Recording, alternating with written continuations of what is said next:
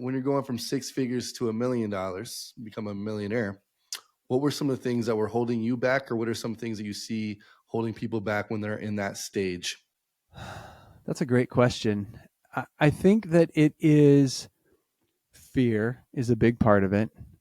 The other part is that I truly believe that we recreate the lives that our parents have given us. Either we rebel against it 100%, or we fall in line because that's what's normal to us.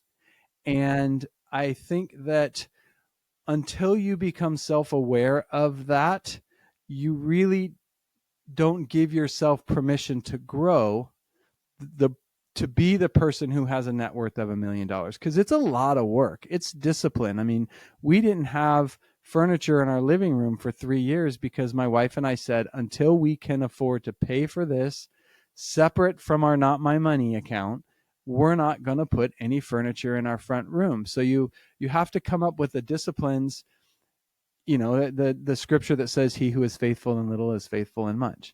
The way that you go from 6 to 7 is you're faithful in little, and then those are the exact same disciplines that you use to go from 7 to 8.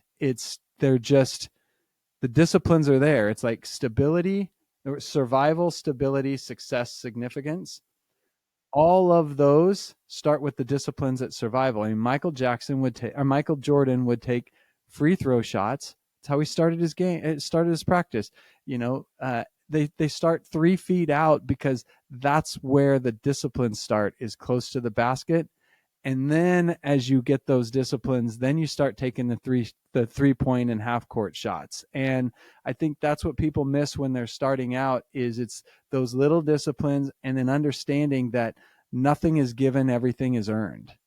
And, we live in this society. Garrett Vaynerchuk has this expression. He says, people want to get rich quick, but life is long. So everybody's like, I want to be worth $1 million in 3 years. Well, that's not going to happen. You can lose $1 million in 3 years, but the odds of you making it. But if you play the game over a long period of time, you will win in spite of yourself, and you will win no matter what if you put those little disciplines in place. What are some of those little disciplines that you see that you think people need to work on? I think the number one, so the best book I've ever read about building wealth is The Richest Man in Babylon. I don't know if you read that. It is. I have. Yeah. Anyway, I have a first edition of that book because it impacted me so much. I have a first edition of the 5 books that have impacted me the most, and that's one of my big 5 is that. And the rule number 1 is 10% of everything you make is yours to keep. So it's easier to keep 10% before you spend anything than 10% after you spend everything. And that's the discipline that the majority of the world we live in right now doesn't put that discipline in place. And if you want to get wealthy, read The Richest Man in Babylon. It's written like in biblical times. It's got Nebuchadnezzar and all the biblical names in it, but the disciplines and the principles there are how you build wealth. And virtually every guy I know that has built wealth, that's one of his favorite books. It was written in the 30s. It was pamphlets first, and then the first book was written in the early 50s. But yeah, it put money away first. I got to ask, what are the other 4 books? Okay. The one is from the 1800s. It's called Acres of Diamonds.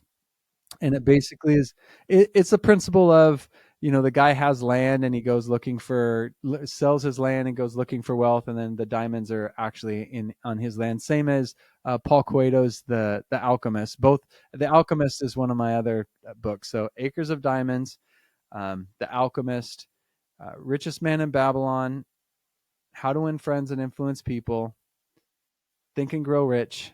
And then, those 5: Think and Grow Rich, How to Win Friends and Influence People, The Alchemist, Richest Man in Babylon, and Acres of Diamonds. I love it. All written in like the 30s. They're all. I was going to say they're definitely older books. They're all. One of my mentors says, principles don't change, tactics do. So when you have the principles in place, the tactics can change, and they do change all the time. But if you look at and read every self-help book that there is, you can trace the origins back to those 5 books. Hmm. So that's why they mean so much to me. Seems like faith has played a big role in your journey. What kind of impact has faith had? Is this something that you've always kind of had growing up, or something that you've So kind of? I'm spiritual, not religious. I grew up very, very religious, and I'm a very spiritual person, but I'm not a go to church religious person anymore. But I do believe, and it's interesting you asked that question, because this is going to pull out a tangent of, I mean, the older I get, the more I believe in a lot more stuff, and I'm not so, because the reality is we are all beings of electricity.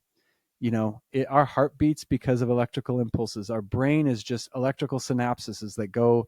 Our brain is just this huge supercomputer, and so I believe in a lot more of the Eastern medicine stuff. I think that there's value to a lot of that, grounding, and even hugging trees. I think that there's a force and energy that we all have. So I would say that I'm a spiritual person, and the discipline that comes from being raised religious has certainly helped me a lot. Hmm. I hope that, does that answer the question?